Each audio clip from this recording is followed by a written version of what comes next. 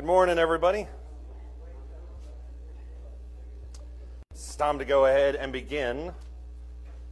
I was real nervous when I walked in because I didn't know how many people I unintentionally made sick last week. And so I walked in and thought, man, well, everybody's here for the most part, so that's a good thing. But then I realized the weather was bad, so obviously a little bit of that too. So hopefully we'll get through this season together. We're going to begin in John 19, if you want to go ahead and open up to that. We did not get much into Scripture last week. I want to kind of flip that this week. And honestly, I didn't really know what order to take last week's class and this week's class. Last week we talked about the crucifixion in detail with all the physical aspects of it. This week is more about the spiritual aspect of it. As you can tell from the title behind me, the whole idea of it is finished. I want to talk more about that aspect of the crucifixion as we begin this morning. Before we start, though, I'll ask Shell, if he doesn't mind, to lead us in a word of prayer.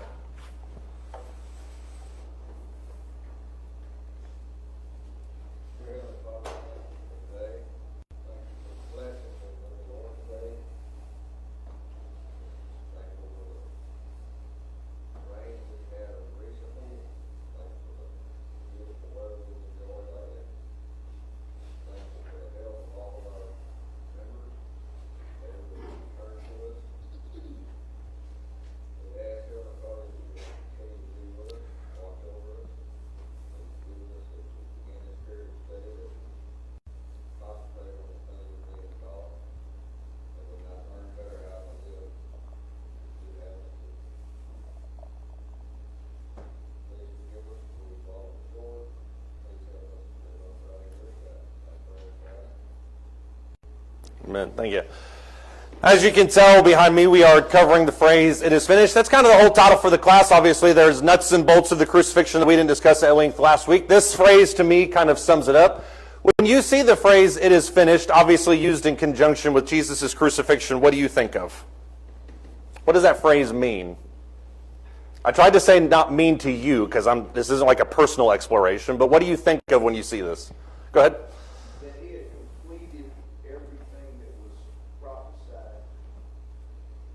Okay. That everything was done that he had to do. Okay, so Ken got 90% of the right answer. We're looking for the other 10%. That was kind of the gist of it. Go ahead.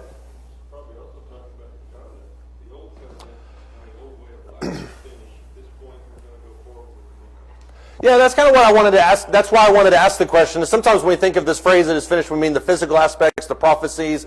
You talked about the Old Testament, the Old Law being fulfilled through that, so you have that baked in there too, right? It was a new beginning, really.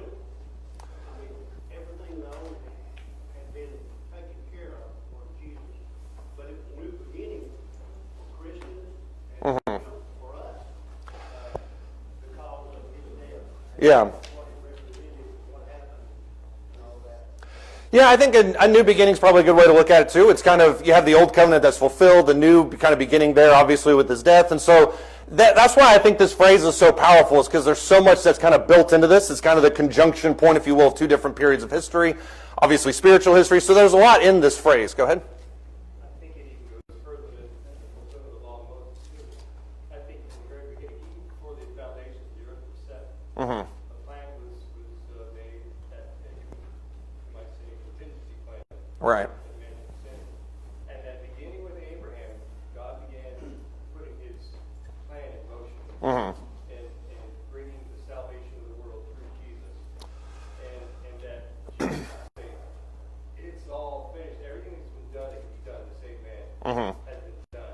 Now it's up to us to respond to the gift." Yeah. And so that it kind of extends it a little bit beyond just his life into the whole idea of, well, ever since basically the beginning of time, there's been things that have taken place. And you can obviously build that into the notion of prophecy. I don't have any problem with that too. But that's kind of, when you think about this phrase, you can kind of jam everything and nothing into it at the same time. I mean, you can literally strip it back as far as you want to and just say, well, Jesus literally, his life is just finished. And so he's saying, "I am finished, it is finished, the work is done, it's over." I do like this idea, though, of there kind of being this to-do list. I think Ken was the one that mentioned that phrase specifically last week. The idea that Jesus, when he goes to the cross, he has a to-do list, and I think that makes this whole process even more difficult. Imagine not only having to go through what we talked about last week, but also having certain things to accomplish along the way. What makes this obviously difficult, and especially when you look at it from a messianic viewpoint, is the idea that there's quite a bit that's in his control, there's quite a bit that's out of his control, there's quite a bit that you have to look backwards and see. And so when we think about this phrase specifically, that's kind of where I wanted to build this class around, is all the things that kind of went into this moment. When you look at John chapter 19, it's obvious that Jesus was cognizant of it. That's the silliest phrase you could say, obviously. But verse 28 of John 19, he says, after this, Jesus, knowing that all things had already been accomplished, which leads into that phrase, he then says to fulfill the scripture, I am thirsty. A jar full of sour wine was standing there. They put a sponge full of sour wine upon a branch of hyssop, brought it up to his mouth. And therefore, when Jesus had received the sour wine, he said, it is finished. He bowed his head and he gave up his spirit. It seems like it's a very deliberate act. And that's why I wanted to kind of dovetail all this too. Jesus knows that everything has been accomplished. He's done, and then moves on. Ken? Oh, I thought you had something. Does anybody else have any thoughts on that? Somebody has something. I heard somebody. Okay. When you look at the timeline of Jesus's, basically his last 24 hours of life, we had kind of this on a smaller version. This is a blown up version, as you can tell, of the last 24 hours of his life. We've kind of highlighted throughout the course of this quarter just how quickly everything moves, and I think you can see that kind of on a truncated timetable, that you can see that truncated timetable behind me. His arrest in the garden happens a little bit around midnight. You can argue it's before or a little bit after. Obviously, all of these times are approximate. His trial with Annas is very short. That happens at 2 o'clock in the morning. That's after he's marched through Jerusalem all the way to high priest's house on the southwest side of Jerusalem. Then he stands before Caiaphas, whether maybe that's in the same house, maybe it's not, maybe it's a different location. And then he's basically, according to tradition, placed inside of a cistern inside of Caiaphas' house for a couple hours. The Sanhedrin kind of deliberate amongst themselves. Then he is brought to them at 6 a.m. Why is 6 a.m. the time that he meets with them?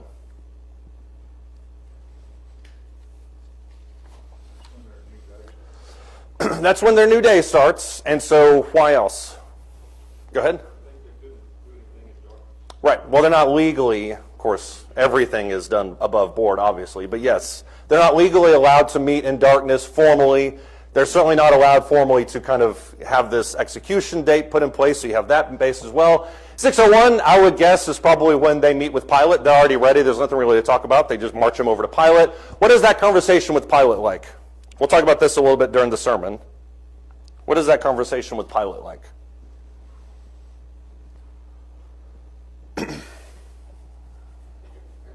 Ironically, this is what I wanted to talk about the most of this quarter, and we didn't talk about it at all, so that's on me.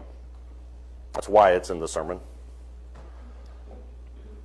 Paul? I think we said last time that Pilate was not totally on board with this, but he was obligated under the Roman Empire to go ahead with it, even though he didn't agree with it. Yeah, Pilate to me is, I hate to use the phrase the X factor because it makes it sound like it's some kind of spy novel, but I mean, he really is kind of the pivot point with all of this. And that's another aspect of this schedule that I think is noteworthy, is the fact that Jesus has to be executed by this time and then has to be off the cross by this time. There's a lot that they have to push through, and Pilate is the only question mark in the entire thing. What's he going to do? How's he going to respond?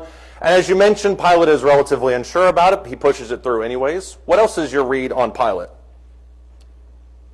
Go ahead. I feel like he doesn't want to be bothered with it. He finds himself cornered where he has to make some kind of decision, and so he kind of proceeds. We see him kind of asking a lot of questions just to get Jesus to say something that he can hold on to. Yeah, and I hate to say that that's the cynical viewpoint, because I know that's not the way you're approaching it, but you're right. I mean, if Pilate is backed into a corner 6 o'clock in the morning, he's woken up with this thing that could destroy Jerusalem in 24 hours. He's thinking to himself, what can I do to get all of this taken away? And so you're right. How can I get you to admit it? How can I get this whole thing to go away? I think all of that is there too. The whole point of that class when we talk about Pilate is he was very reluctant, at least in my opinion. He was in an unwinnable position. That doesn't excuse his terrible choice, but at least kind of explains a little bit more. The scourging takes place around 7:30. That's going to take some time simply because you've got all the back and forth of that, the mocking, the presentation back to Pilate. Then the walk to Golgotha is probably going to take anywhere from 30 to 45 minutes. That is not an easy climb, even under normal circumstances, much less when you're in critical condition with a 100-pound beam strapped to your back. Then you have him on the cross. That is a definite timeline, 9 a.m. That's when it says he's on the cross by the third hour of the day. Darkness covers the land for 3 hours starting at noon. Jesus dies by 3 p.m. He's taken from the cross at 3:30. Very quickly, Pilate himself is shocked by how quickly he dies. And then he is in the tomb by 6 p.m. All of that happens in a really, really quick period of time, probably before most of the city even knew what was happening. Does anybody have any thoughts or comments on that? Yeah. Just real quick, this did happen in a short time period compared to the other criminal that was executed. I think reasonable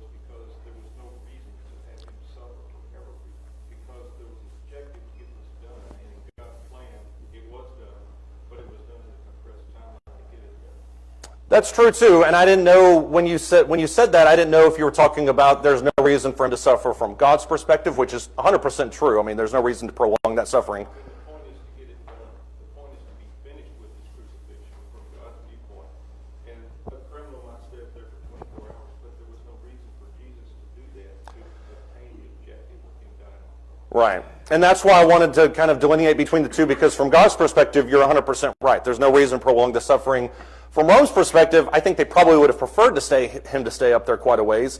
On the other half of the equation, we'll talk about here in just a second, from a Jewish perspective, him being on the cross past 6 p.m. kind of blows their whole religiosity and the legality of it kind of just crazy. So I think there is incentive for him to die quickly than to get him off the cross, because that kind of keeps everything neat and orderly from their perspective. From a Jewish perspective, everything went flawless. They didn't miss a beat. Nothing happened out of line. But obviously there's other aspects of this as well. We talked about Pilate a second ago. When he obviously is presented with this unwinnable position, he decides that he's going to execute Jesus. What does he do to kind of absolve himself of that guilt? He publicly washes his hands in front of the mob. Why does he do that? This is a very circular question. Levi's like, I don't know really what's happening. Go ahead. He's making an example. I'm going to wash my hands. My hands are clean. This is all on you. Yeah, and and John talks about that. I think Matthew, I think, is the only one that talks about this specific scene. And then it kind of goes towards the Pharisees, where they say his blood will be upon us and our children, which is foreshadowing, obviously, and that's something Matthew highlights from a Jewish perspective. Do you think that had the effect that he desired, that he absolved himself of these things? Yeah, we know his name. That's exactly right. And maybe it would have had Matthew not mentioned that he washed his hands and tried to get away with it. Yeah. Why does he wash his hands then? If he's doing this ceremonially, why is he going through all these charades? I really think that's what it all boils down to. He wants there to be that public display that he was against it from the beginning, and if he can absolve his own conscience, then he can come back and say, well, it didn't have anything to do with me. There's kind of two schools of thoughts alongside this. You can argue just from a general perspective, he's trying to kind of absolve himself of it. There's also cultural aspects of it. If you're familiar with Roman poetry, which I am not, so you can destroy this if you want to. There was a Roman poet named Ovid that was around this time period. He wrote quite a bit of poetry right before Jesus' crucifixion. And there's a scene in one of his plays where he talks about a Roman emperor going and washing his hands before the gods, specifically to say, I'm avoiding the punishment of this exact type of sin. And the specific type of sin that I think he's talking about is blasphemy. So it's possible that Pilate, as a member of the aristocracy, would have been familiar with this play, would have been familiar with all these things happening, and kind of imitates this because this play was published maybe 20 years or so before this scene. He's thinking to himself, I'm done with this, and this isn't a part of my life anymore. There's another school of thought that argues that Pilate was taking more of a Jewish perspective on this. Go back to Deuteronomy chapter 21. For the record, I think Pilate was just washing his hands because he thought that that would make everything better. I don't think he really thought too far into this. I'm not going to argue with you on that. He was absolutely a coward. He was an understandable coward, but he was still a coward. You know, a typical politician, they're just going to ride the fence, not make a decent commitment. Yeah, except Pilate did make a commitment. I mean, he was adamant that he was innocent. There was no argument that he thought he was innocent. The problem is he then went ahead and executed justice when it was unjust. That's the coward part that I have an issue with. Right, and that's the other part of that schedule is the reason I put that up is at any point in time there's several factors that could have stopped the whole proceeding. I mean, anybody with half a brain could have walked into the scene and said nothing really should be taking place here. And to his credit, Joseph of Arimathea tries that. Nicodemus had tried that a little bit earlier. So it seems like there was some kickback, but Pilate ultimately had the authority to do it, and he chose not to do it. And that's where the coward aspect comes in.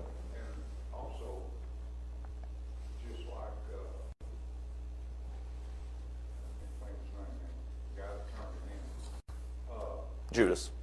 Yeah. It's part of God's plan. You know, fulfillment part of God's plan. Right. But that doesn't take away his guilt either. And that's... No, somebody had to do it. Well, and Jesus literally said that phrase, I hate that this has to happen. Woe to that person who it comes, but it does have to happen. Yeah. Look at Deuteronomy chapter 21. This is where the Jewish kind of commentary on this comes into play. Deuteronomy 21, starting verse 1. If a slain person is found lying in the open country in the land which the Lord your God gives you to possess, and it is not known who has struck him. In other words, he's dead. We don't know what happened, who did it. It looks like it was some kind of homicide done by somebody. How do you handle this situation? Your elders and your judges shall go out and measure the distance to the cities which are around the slain one. And it shall be that the city which is nearest to the slain man, that is the elders of that city, shall take a heifer of the herd which has not been worked and is not pulled in a yoke.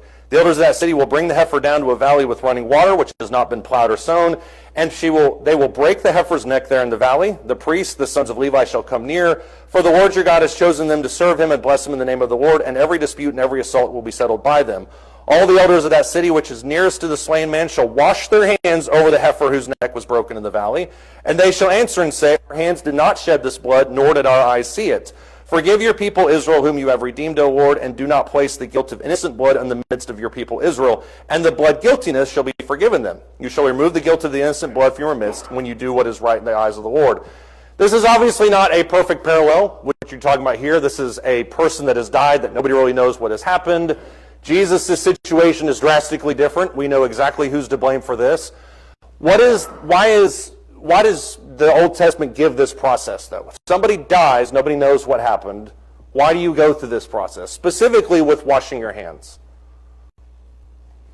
Because there's a component of this that I think is in the Jewish undertone of this entire thing.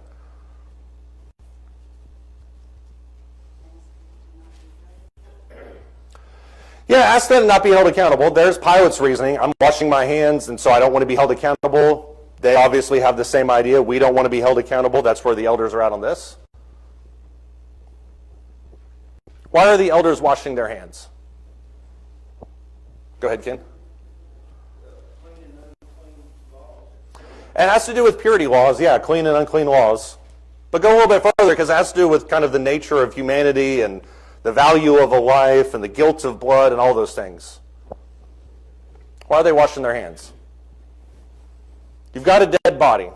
That's a stain on the land. Nobody knows what happened to it. Looked like it was intentional. Can't find the murderer.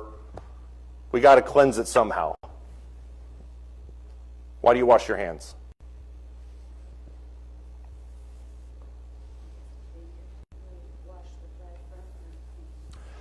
You figuratively wash the blood from your hands, but look back at what he says in verse 8. Do not place the guilt of innocent blood in the midst of your people Israel, and the blood guiltiness should be forgiven them. There's this idea inside Jewish law where blood is there. It's stained. It's somehow kind of created a deformity or created some kind of uncleanness inside the land. In order for the land to be cleansed, you have to do a ceremony that removes this uncleanness from your land. Is Pilate thinking about this in the same terms? Probably not. But I also don't think that when the Jews are looking at Pilate, they're seeing anything out of the ordinary. This is something that they would have understood from Jewish law. So the idea of washing your hands goes along with the idea of just removing the guilt. It's on nobody. Obviously, they're transferring it on themselves. They have no problem with that. But from the Jews' perspective, looking at Pilate, there's no issue with this. You're removing the guilt from your hands and putting it on us. That's a problem for them, but not so much for Pilate. Does anybody have any thoughts or comments?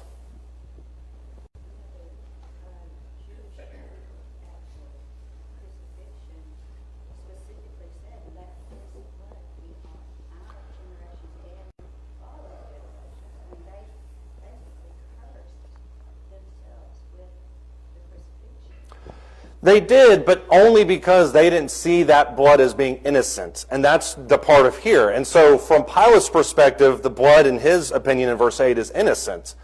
They viewed it, as we'll talk about here in just a second, as being blood that was spilled because of the heinous sin that Jesus was presenting to them. So they have no problem putting that charge, that blood, on themselves because they didn't see themselves as doing anything wrong. But there's this idea of purging the blood and the blood guiltiness from the land that's prevalent in Old Testament thought. Yeah. Yeah. But they weren't viewing that. They thought they were putting a guilty man to death. Peter says you're putting an innocent man to death. And so that's where the disconnect comes from. Go ahead. It seemed like it was really easy for them to kind of let Pilate off the hook because he wasn't some great ally of theirs. He was a useful ally to get done what they needed to get done. Yeah. And so they just kind of like, thank you, we got it back now, thank you. We used you for only what we needed you to do in order Right. to execute this. yeah, whatever you need to do to kind of help your conscience, that's your own benefit, but we don't really care because we viewed him from the beginning as guilty. And I'm not, once again, I'm not trying to kind of wash away, ironically, Pilate's guilt. I'm not trying to wash away the Jews' guilt. I just think when you look at this scene from start to finish, the Jews thought on some level what they were doing was justified and warranted. It wasn't, obviously, because as Peter explains later, you blew the whole thing out of the water. But Pilate, in this instance, is saying, look, this isn't on me. The guilt is off my hands. The blood is off my hands. It's not a part of me. The Jews are like, whatever, we'll put that on ourselves because they viewed it as a just execution. So that's, I think, where this is going back and forth on this. They took him after he was scourged. They led him, obviously, towards Golgotha. I'll be honest with you. This is the traditional side of Golgotha. I thought for the longest time when it said place of the skull, they said that because it looked like a skull. As it turns out, that is one of the reasons why they think it's called the place of the skull, is because it looks like a skull. If you look at it, and especially from a front-on perspective, you have eyes and a mouth, and so it just kind of looks creepy. There's some other urban legends that center around the idea that Adam's skull is buried there. I think that that's crazy, but there is at least some interpretation of that. Why did they choose Golgotha? And this all goes into the things that kind of had to take place either before, after, during, to kind of fulfill it all. Go ahead. It was outside the city. Why does that matter? It is an unclean execution site, and so he has to go outside the city. Go ahead. For one thing, it's prophesied it would be outside. And if you look at the sacrifices that were made, they were outside the temple. Mm-hmm. It's sort of representing that. It fits into what the prophecy and symbology of the temple do. Right, and I certainly don't think Pilate and the Jews maybe on a far-off level if they're thinking about this, but when they're thinking of leading Jesus away from the scourging site all the way to Golgotha, I don't think they're thinking this is an emblem of the Passover. But I certainly think looking back on it, and they see the fact that he was led outside the camp, you see that similarity between Old Testament sacrifices and what Jesus did. If you look in Hebrews chapter 13, for instance, this is a theme that is very much about Jesus. It's not just here. But in Hebrews chapter 13, as he's talking about kind of the difference between the old law and the new law, the fulfillment of the old law in the new law, Hebrews chapter 13, starting verse 10, the writer says, we have an altar from which those who serve the tabernacle have no right to eat. In other words, you have to be a Christian to eat at this one. You can't be a Jew. There's a difference there. Verse 11, for the bodies of those animals whose blood is brought into the holy place by the high priest as an offering for sin are burned outside the camp. There's that phrase again. Therefore, Jesus also, that he might sanctify the people through his own blood, suffered outside the gate. So let us go out to him outside the camp, bearing his reproach. For here we do not have a lasting city, but we are seeking the city that is to come. What is the Hebrew writer talking about in those verses?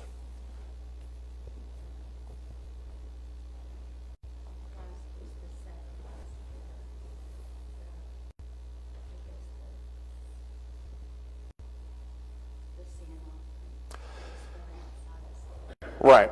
And this is only an illustration and application you're going to make after the fact. And that's why I think this is so powerful from a Hebrew perspective, because if you're going to make the argument that Jesus is the Passover, which Paul does in Corinthians, he makes that at least on 2 occasions, then you have to kind of fit this whole model. And one of the reasons why it fits so well is because he was led outside the camp, just as you did with the scraps that you had from left over from the Passover. You move them outside the camp, you take them out.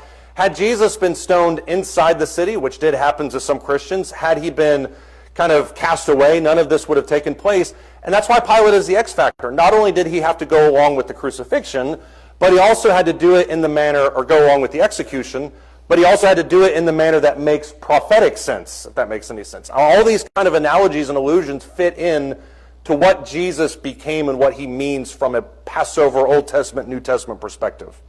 So I think Golgotha is obviously super important. But then you have the other aspect of this, which is crucifixion. We've talked about this several times this quarter. We'll kind of hit around this. Why is it that the Jews wanted Jesus crucified? Why not kill him some other way? We talked about this at length, I think, 2 weeks ago.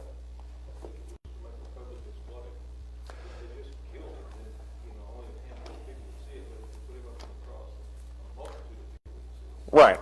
There's no argument there that if you put him up on a cross, especially on Golgotha, which is on a hilltop, which probably most of Jerusalem could see at that point in time, then everybody can see him. The question is, what point are you trying to make? Because if you put Spartacus on the cross, the argument is this is what happens when you go against Rome. Ken? And that may be part of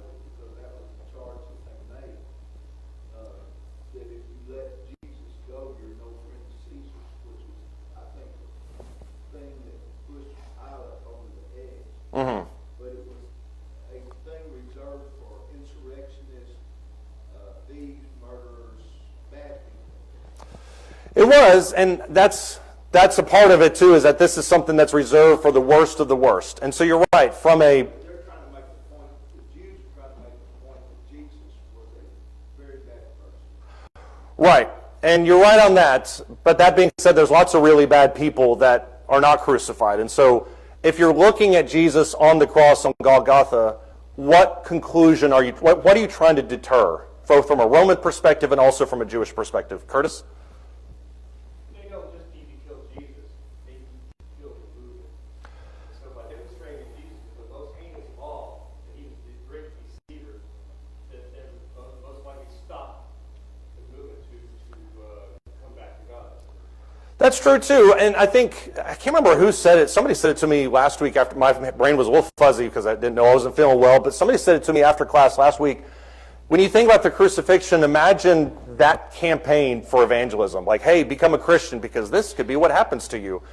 It's not a very good advertisement for what it means to follow Jesus. And so you're right, from that perspective, you're killing the movement because this is the end result of these choices. So I do agree with you on that perspective. Sandra and then James. The blasphemy part, that was one of their laws, wasn't it? Right. Blasphemy. That was another aspect of it, but blasphemy wasn't usually enforced on it. But you're right, I think that was probably the primary motivation of it. James? Well, can I go on with what they said? It gives the Pharisees the power to come in and go, well, why did you kill him? But, well, he was convicted. It's not Right. us that did it, it was also Rome. He's legally convicted of this, so therefore if you follow him, you're also a heretic. You're going against God. Yeah, and that muddies the waters between this whole thing because, as you just mentioned, if you can take a time capsule back to this exact moment and you're looking at Jesus on the cross and you're thinking to yourself, why is he up here? Well, he's on a Roman cross because of, as he says, he's the king of the Jews. But then he asks the Pharisees and they're like, well, he was blasphemous also. Well, that's a different law. We do things differently there. So does one equal to the other? Is one above the other? What's the real issue that's taking place here? Paul? I was going to say, kind of what Curtis said, it was a public statement to anybody else, like a public hanging, in days of old here, that people that witnessed that were certainly motivated to not go out and do something that's going to get them hung. And I think that's what this is. It's a public statement to the people, don't do what he did, or this is what's going to happen to you. Right. But then once again, the argument, and I hate to just keep going back to this, but the argument is, what did he do? I mean, was he seditious? Was he blasphemous? Was he rude? Like, what was the issue here? Yeah. Paul or Shell?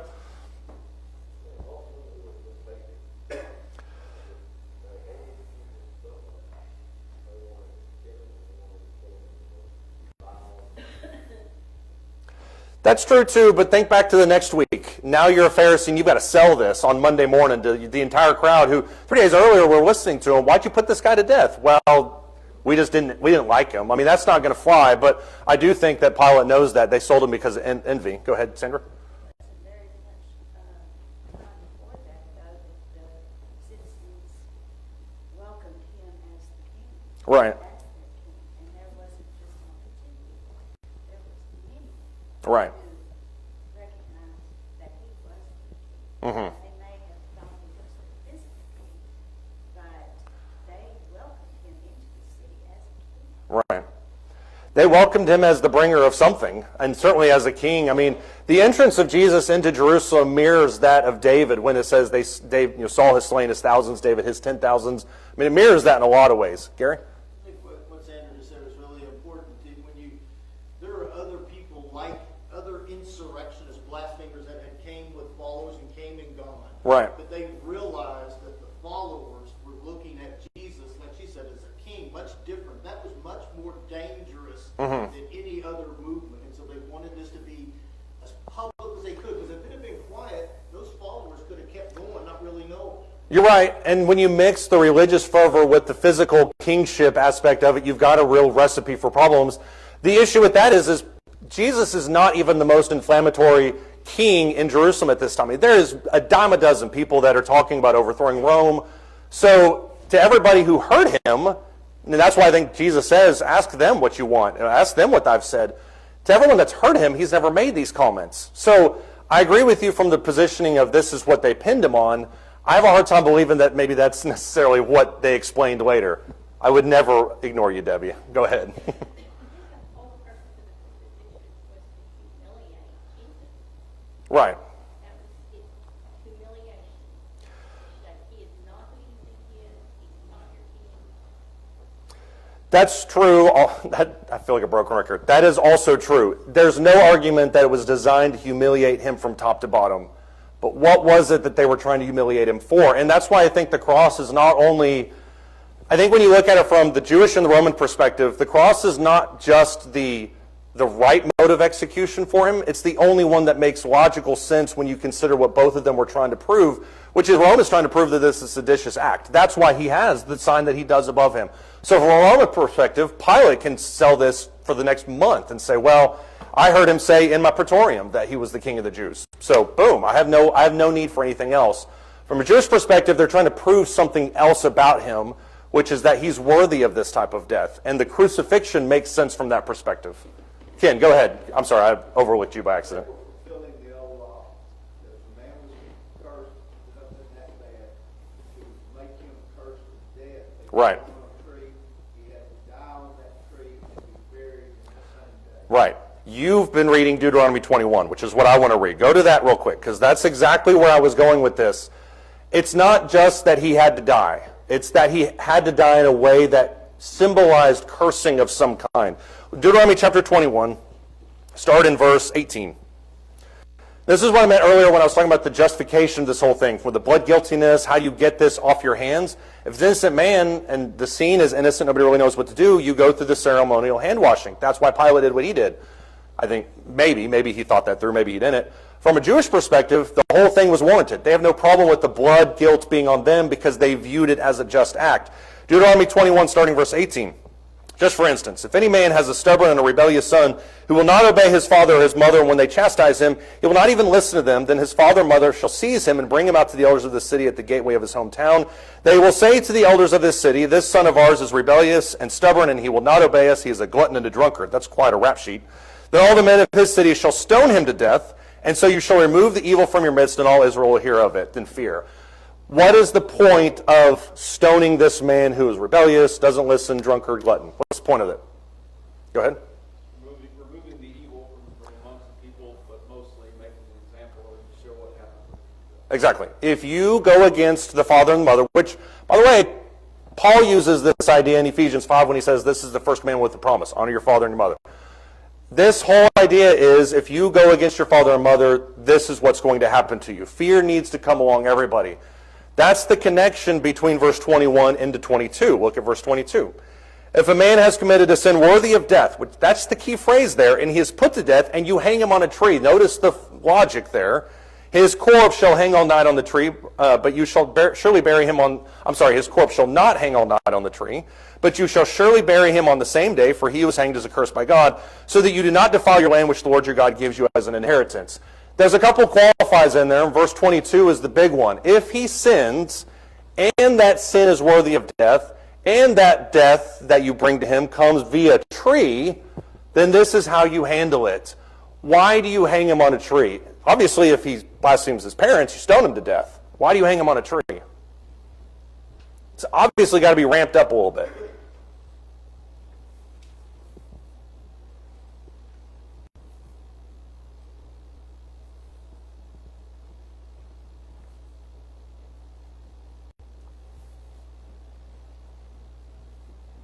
Keep in mind what he says right after that in parentheses in verse 23. He was hanged as accursed of God.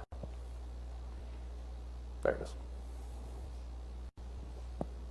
What are you trying to prove? If you've got a son who's rebellious, is what you do. Everybody can example of him that way. What's that?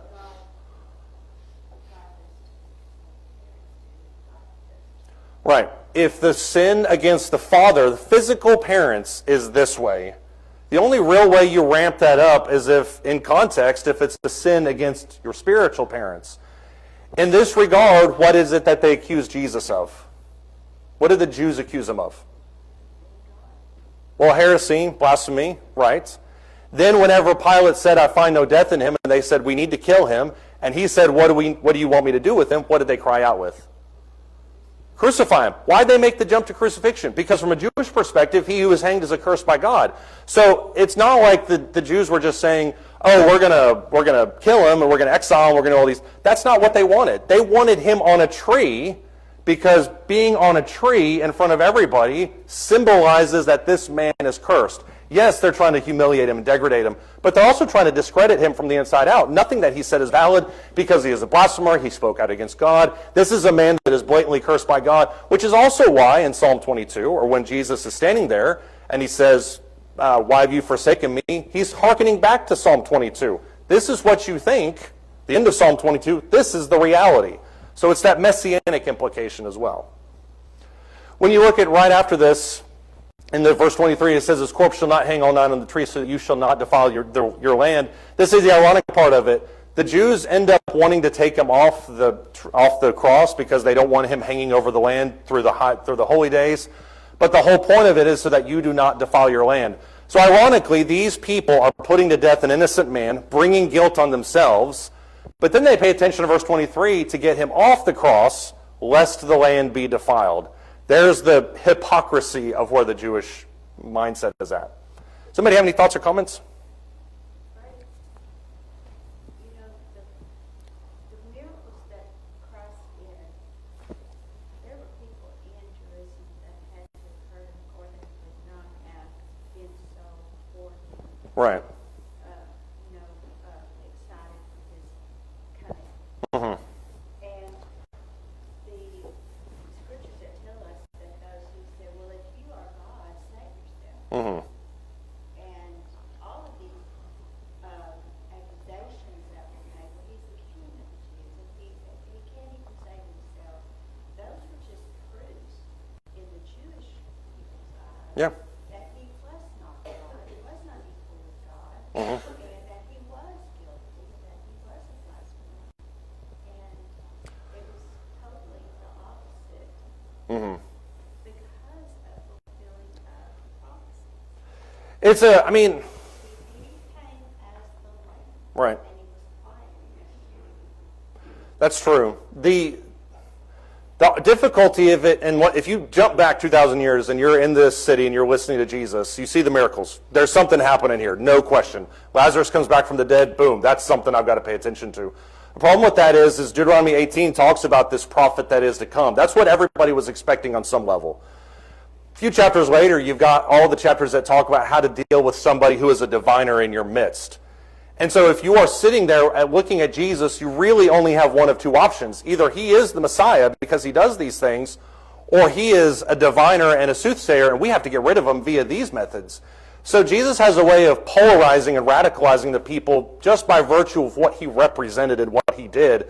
And that's why I think what you said, which is that he was quiet, he really didn't need to, nothing he could explain in this moment would change anything because he's already radicalized people across the board. They took the opposite path. We need to get rid of him, and we need to get rid of him in this way. James? It brings to mind when you talk about the Pharisees and Sadducees. You wash the outside of the cup, but leave the inside dirty. You straight out an apple and swallow a camel. Mm-hmm. They're more worried about the outward appearance of things than what's actually going on inside. Mm-hmm. That's why they would pay so much attention to not having the body hang for that long, because all they care about is the outward appearance. That just fits with their entire mode of operation Mhm. and everything. Right. But then consider the change of heart that at least the centurion had at the base of the tree. So they're looking at Jesus. The temple is split. Darkness comes over. I mean, he says as an outcry towards Jesus, truly this was the Son of God. Caiaphas should have recognized that.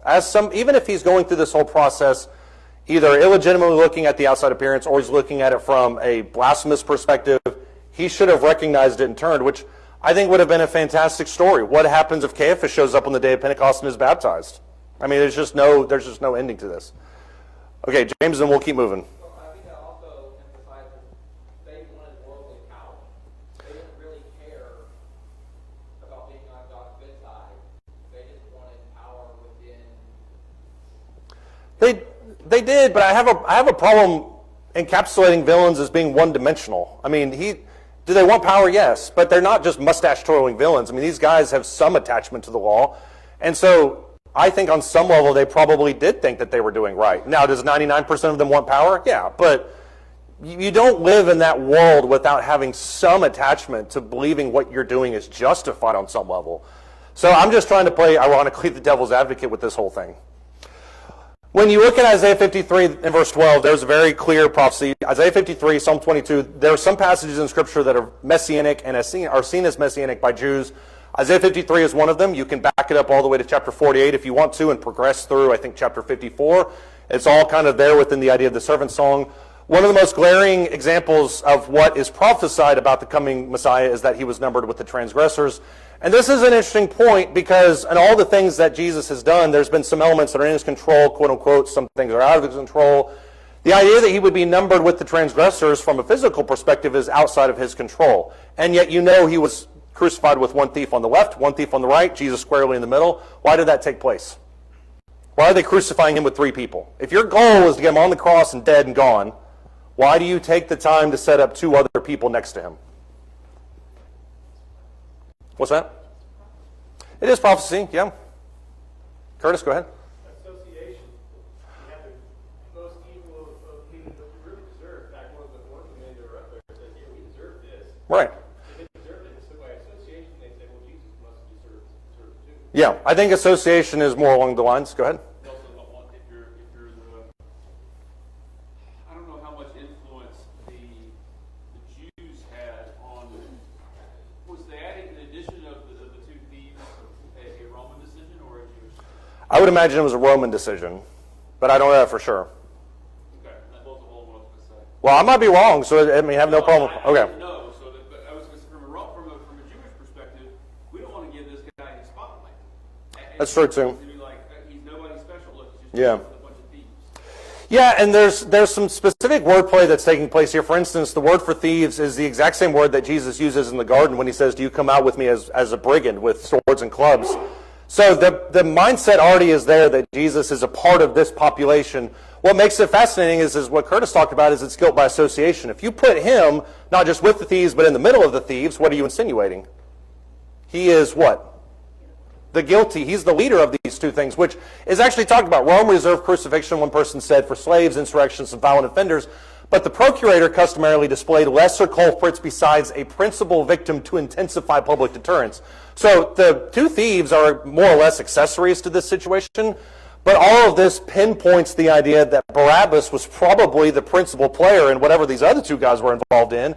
So you have that direct substitution with Barabbas with Jesus. Now Jesus is seen as the king of all of this insurrection. Barabbas was there. He was a major player. But now Jesus is kind of the main source behind it. From a Roman standpoint, this is also more expeditious and economical.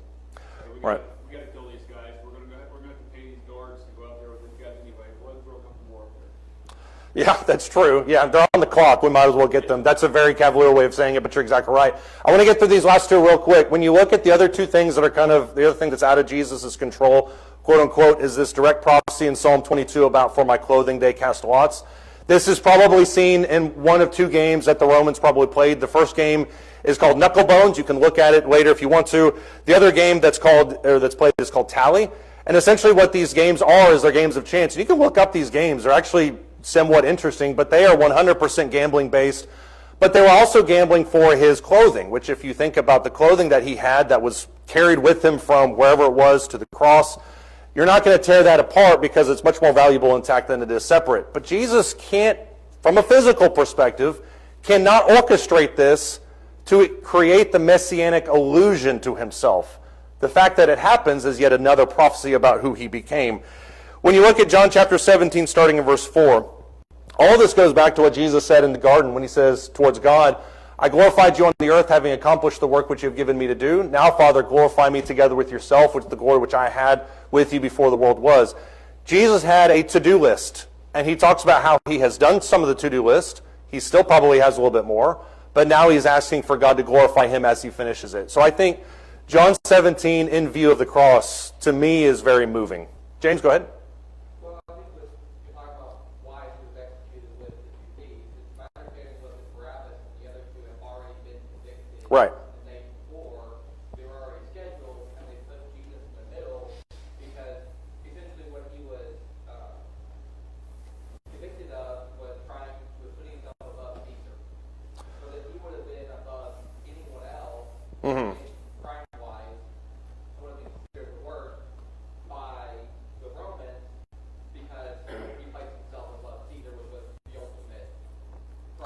Yeah, I mean, that makes sense why the thieves are there with him, because this is the ringleader of the thing, and these are the other two things. I personally am under the belief, and I may be wrong on this, I don't think the other two thieves would have been crucified that day. I think they probably would have been held for at least another few days.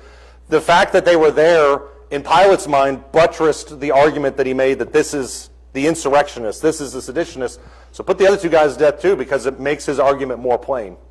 Curtis? You talk about the game that the guards were playing. Right. That was outside control altogether. Right. How was it that the prophet knew this was going to happen? Furthermore,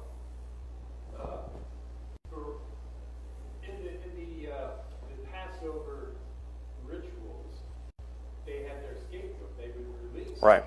Barabbas was I mean, how would Pilate know that there was going to be a scapegoat? Right. Here, and yet Barabbas served that very purpose. Yeah.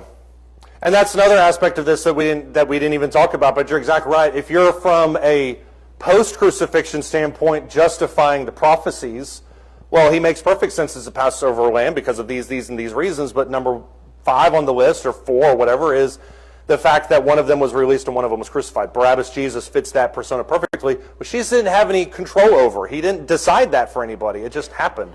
So you're right. I mean, all of these things take place. Jesus, in my mind, is probably tracking them, says it is finished, done, we're done. So that's, to my opinion, that's what happens with all this. Go ahead. What the people of Jerusalem thought during the time that the sun went dark and the dead rose Right. and walked among them. Yeah, nobody ever talks about that, by the way. Yeah. You wonder how long that lasted. Yeah.